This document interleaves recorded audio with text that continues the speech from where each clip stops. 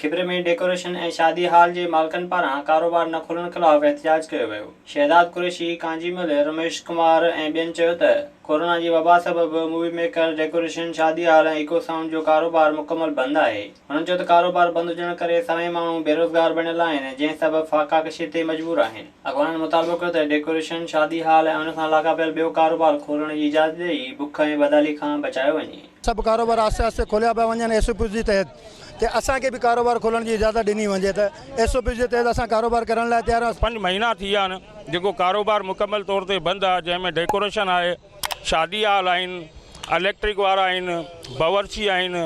असां तमामु परेशान आहियूं। असांजे घर में हींअर फाका कशी आहे। महिरबानी करे असांजो जेको इहो कारोबार खोलियो वञे। 4 महीननि खां असांजो कारोबार बंदि पियो आहे। मूवी वारा, लाइटिंग वारा, जनरेटर वारा, इको वारा सभु बेरोज़गार आहिनि। महिरबानी करे असांखे मोकल ॾिनी वञे त असांजो कारोबार खोलियो वञे। विज़िट कयो अवामी आवाज़ मीडिया ग्रुप जी वेबसाइट awamiawaz.pk।